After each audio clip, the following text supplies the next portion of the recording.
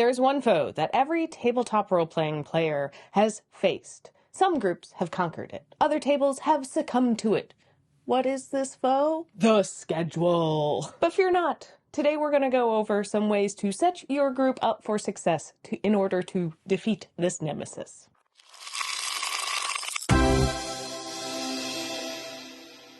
First off, there is no one-size-fits-all when it comes to schedule.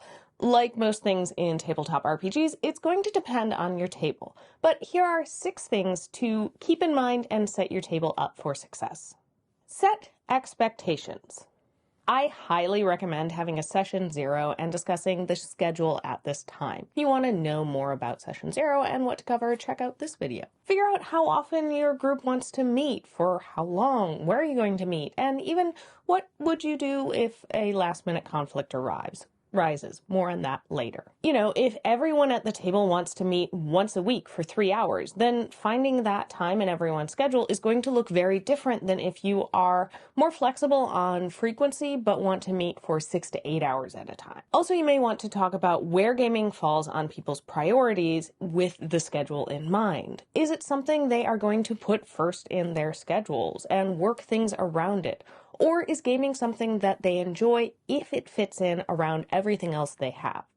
No judgment, people have different things in their lives, and that will affect this, and knowing how people kind of prioritize can help when you are discussing the schedule. Find the right group. It's going to be a lot easier to schedule if you're playing with people whose schedules are similar. It's just true.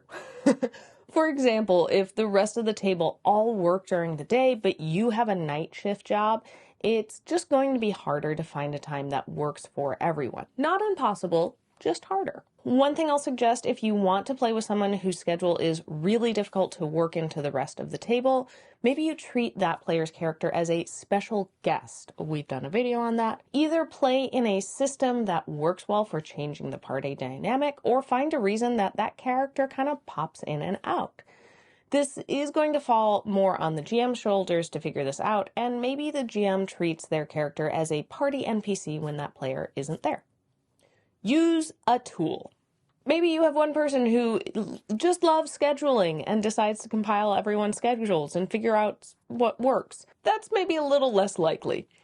But there are a lot of other tools you can use. I've been in games where we've used a shared Google Calendar to schedule with varying degrees of success. There are also scheduling programs you can use. And I have found it really helpful to have a Facebook group, Discord, or group chat. Basically some way for everyone to communicate. It's a great place to share reminders of the next session, and then also to notify everyone if you have something come up that gets in the way of your normal schedule. Consistency. For a lot of groups, consistency is key to making the schedule work. Now, what that consistency is may be different. The last few games I've played, we've had a set day and time. Every week on the same day, same time. That made it really easy to plan for, whether that meant working things around game or looking ahead to see a conflict that can't be rescheduled and giving the groups a heads up that you won't be able to make it that week. Another group I was in, we said we'd game every Saturday when we could. We didn't have a set frequency or time, and this worked because a few of us didn't have a consistent enough schedule on Saturdays, but we almost always had time on Saturday, and the rest of the group had Saturdays off and could work other things around. So we were able to say, like, hey, great, I've got a nice long chunk on Saturday. Let's do a marathon session. But in, 3 weeks is the next time that we're going to be able to meet, and we can only work in a 3-hour session. We just made that work, and the GM kept that in mind in planning the sessions. On the note of consistency, I've found it's good if you're a group that does have a specific day and time that you get together to get together even if you aren't playing your campaign. Say someone can't make it and you'd rather not play without them. You can still get together, play a board game, maybe you play a one-shot, or just hang out. The reason I suggest this is because it just helps keep the momentum going. You may have that 1 or 2 players who can't make it, but everybody else is there, and then the following week you are much more likely to actually get together. Now, the occasional break also can be nice, but make sure to plan when are you coming back. And if you aren't going with a set day and time, I highly recommend scheduling your next session during your current session. I've done this a couple of times when a set day time hasn't worked, and usually we do it at the end of the session. Most of the time, people are excited because they want to keep playing or find out what happens next, and because you have everyone in the same room, or at least the same virtual room talking, it makes it a lot easier to work out people's schedules. I'm going to take a quick moment to thank all of our patrons, especially Sean. If you enjoy this video and our other content, head on over to patreon.com/rollforinitiative and check out some of the cool perks that patrons get for helping support us and help make more videos for you. Be flexible. So I like to hope for the best, but plan for the worst. Conflicts are going to come up. We all have lives outside of game. Whether it's a job, family, illness, special occasions, there are going to be things that get in the way of your normal schedule. Maybe you need to change locations for a session because the place you're gaming in isn't available, and that means shifting when things start.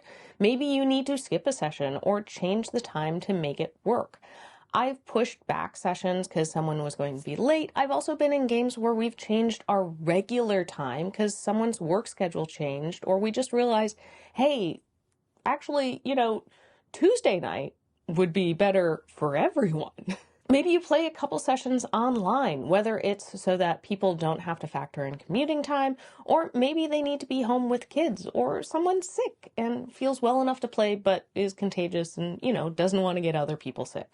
If one person can't make a session, maybe you keep playing but find a way to explain their character not being there, or someone else plays their character. Or maybe you have a plan to play a one-shot or board game if someone can't make it, like I mentioned with consistency. Especially if you're in a long, open-ended campaign, you're going to have to be flexible at some point. So you can try and plan for consistency, but be flexible when last-minute things come up. And my last tip is more for the game masters out there. Make your players want to play. If people are really enjoying the game, they're more likely to prioritize it than if it's just okay. I'm not going to get into all of the different ways you can do this. That's a whole series of other videos, some of which we've already made. Go check out our GM diaries. But one that I will suggest is utilize cliffhangers. It works for TV for a reason. I especially like to do this if I know we're going to have a break in our normal schedule. I'll leave this session before that break off on a particularly dramatic or interesting cliffhanger. This just adds a little extra incentive to make sure that we resume our normal schedule, or that we figure out when our next session is going to be. Especially if you don't have a set day and time to play, I think making sure all of your players are really enjoying the game makes tackling the schedule just easier. So how does your table handle the schedule? Do you have a set day and time? Do you schedule as you go? Do you have a hack for tackling conflicts? Let's chat more about scheduling in the comments below. Thanks for watching, and I'll see you next time on Roll for Initiative. Bye!